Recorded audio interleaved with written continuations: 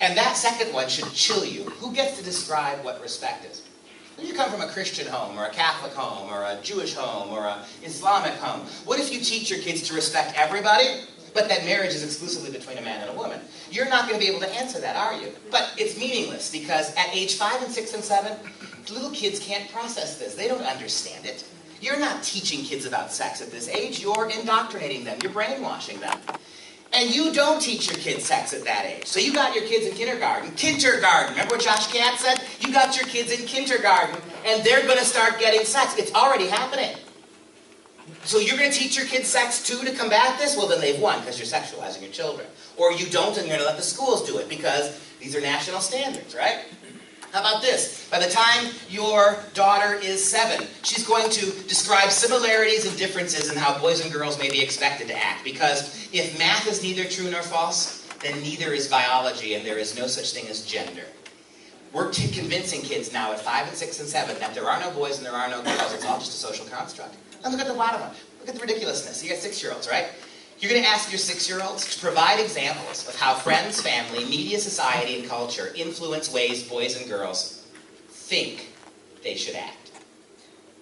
How does a 6-year-old get her mind around this? How about this? By the time your son is 10, before he even hits puberty, by the time he's in 5th grade, look at the next one, the bottom one. He will define sexual orientation as the romantic attraction of an individual to someone of the same gender or someone of a different gender. That's mandatory.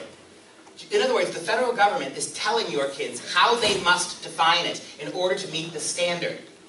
There's no debate, there's no conscience here, there's no critical thinking here. Your kids, by the time they're 10, will be forced to parent that. And look, whatever you think about homosexuality, this is your job, isn't it? This is the family's job, isn't it? What in the world is the federal government doing here? And if you call this up online, it will blow you away how staggeringly inappropriate this is. And the other thing I'd like to point out, none of this has anything to do with biology or birth control. This is pure sociology. And the last thing I'm going to do is going to prove that to you. This is the most shocking slide, and I'm done when I'm done with it, that I'm going to show you, and it's pretty extreme. This poster I'm about to show you hangs on the wall in a middle school in Shawnee, Kansas. Middle of the Bible Belt. It's not Madison, Wisconsin, or Miami-Dade. This is Shawnee, Kansas. This poster has been there all last year, every day.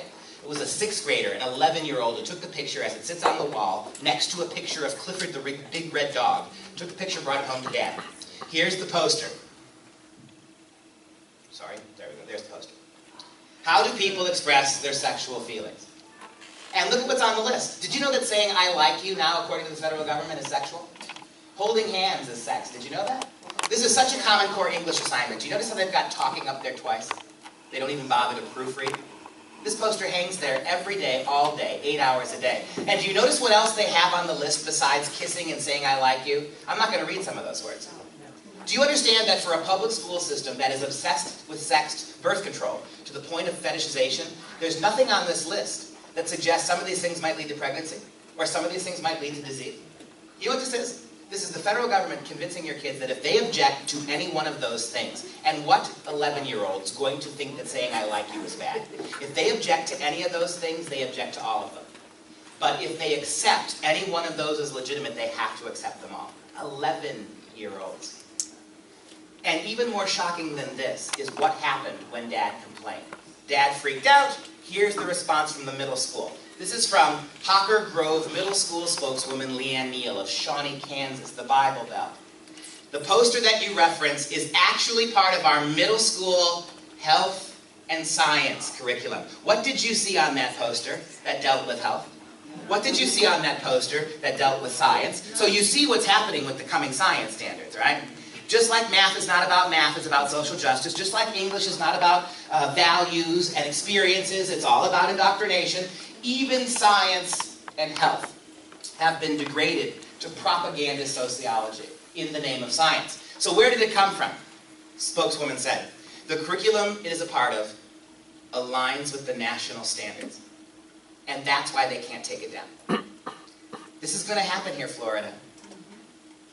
How can you got state and local control? This stuff gets into your schools. If it's part of a national standard that has to be measured nationally, how are your teachers going to be authorized to take it out? They can't.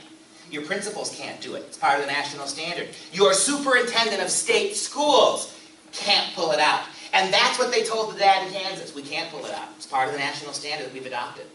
Your kids have to meet these standards. And so when school started again this year, the poster's still there. This is just the beginning. It's just getting ratcheted up here. I'm out of time. There are so many things in Common Core you have to be worried about. This is just the tip of the iceberg. And if even 5% of what you've heard here today is true, if I am just a colossal liar and only 5% is true, that is 5% that should make you really, really want to slow down and challenge the people who are putting it in your schools. How we got here, why we got here, and why we're doing this. Thank you for listening.